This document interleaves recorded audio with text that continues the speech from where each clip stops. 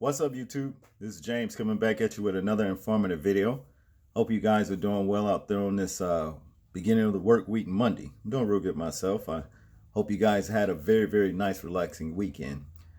I did, but the thing is, it just went by too fast as it normally does. Let me see. I think this was Saturday night.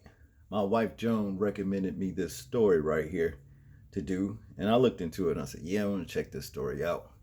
And then the sister Queen, I know who I am, she sent me the same story. I said, yeah, this is a story, three people, came into agreement and looking into. And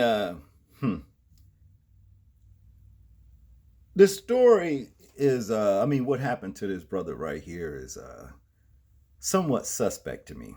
But, I know things happen.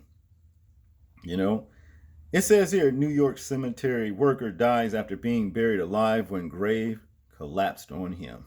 Well, collapses on him, whatever. Um, like I said, I know accidents happen, but it's so much cause for suspicion and concerns in the foul play, as far as I'm concerned with this story, because when I looked into the story, I thought about, I think it was in Chicago, I'm not sure, back in the 60s when Dr. Martin Luther King went there in protest of two black sanitation workers that was killed. They claim it was by accident. What happened was it started raining profusely, okay? And these racists wouldn't let these two black sanitation workers, come into the building. So what they did was they got in the back of a garbage truck compactor for shelter. And some way, by somehow, some kind of chance, mysteriously, the trash compactor turned on and it crushed them to death. Okay? See, that's what I'm talking about. Now, as with this story right here, well, let's get into it. It's strange. It could be legit, but to me, then it definitely needs to be, an investigation to see if foul play, and racism played its part in this man's demise. I would really like to know what color was this man's co-workers. Okay. Now let's get into this situation. A cemetery worker in New York is dead after he was buried alive inside of an open grave. The fatal incident occurred around 8:30 a.m. on Thursday morning at Washington Memorial and Mount Sinai, according to a news release from the Suffolk County Police Department. Rodwin Allicock, 42, was working at the bottom of a grave, which authorities believe was more than 7 feet deep, when it collapsed on him. Allicock's co-workers tried to dig him out, but they were unable to save him, police said. All right. Members of Suffolk County Emergency Services and Public Works Department, as well as emergency workers from a Middle Island Fire Department, Hagerman Fire Department, Selden Fire Department, and Setauket Fire Department all responded to the scene. Okay.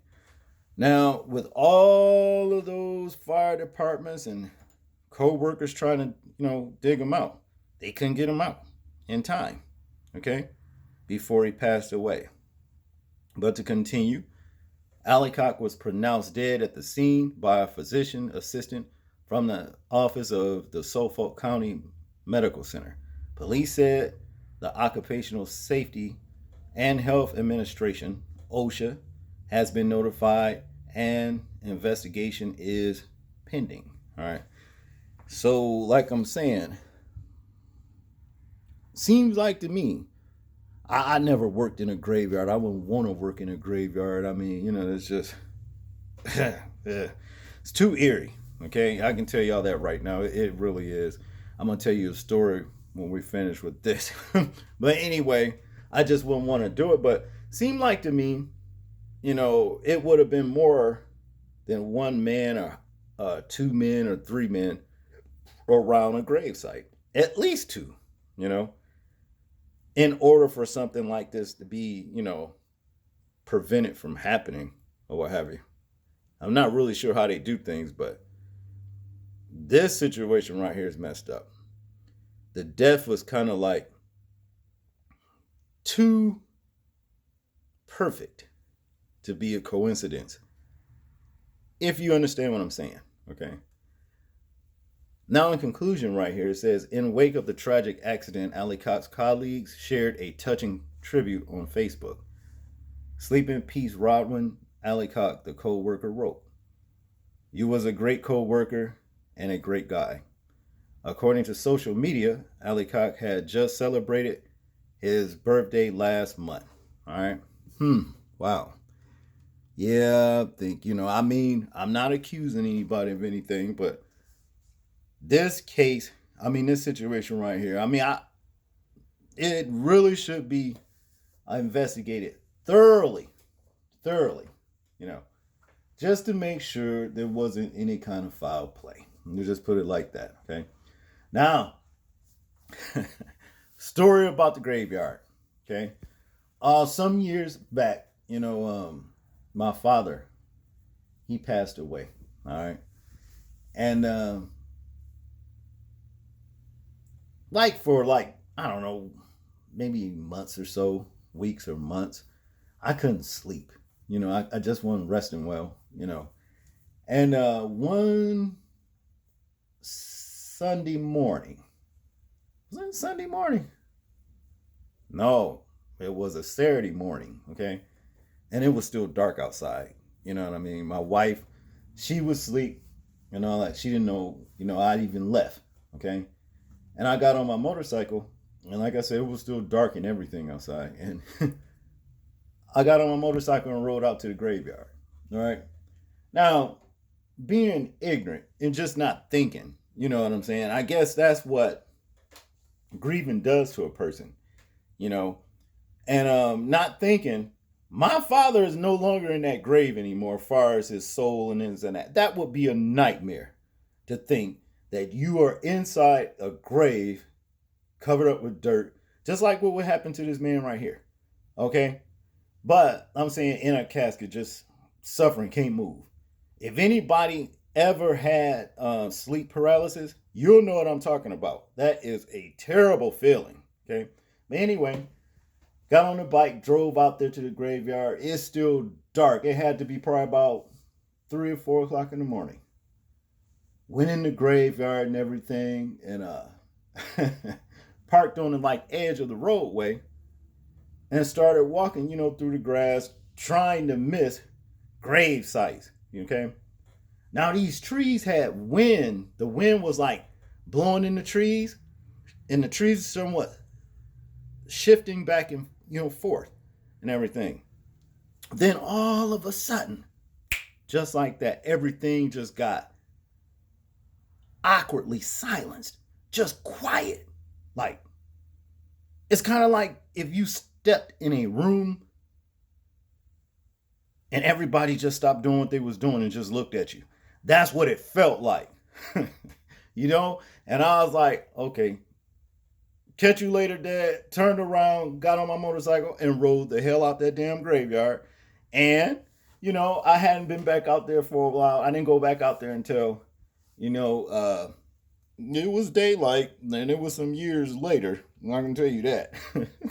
But yeah, that's the reason why I say graveyards are very, very, very eerie. And another, I guess it got something to do with the graveyard. I'm going to tell you something too. Junkyards. Don't ever get trapped in a junkyard looking for parts when the sun go down. Them cars look scary as hell at night. I'm going to just tell y'all that too. They look scary as hell. You know what I'm saying? But yeah, back to this situation right here. Condolences to the family of Mr. Ali Cox. That, and I'm not starting any kind of conspiracy theories of such. or anything like that because I wasn't there and I don't know. All right, but like I said, it could have been what they call a freak accident. But I hope law enforcement does a very, very thorough investigation to make sure that it wasn't any foul play in the situation. Y'all tell me what y'all think about the story right here. I'm interested in hearing your thoughts, your views, and opinions on it. Like, comment, share, and subscribe. People, please remember to live your life as though we are being watched. Simply because we are. This is James, and I'm out. Peace.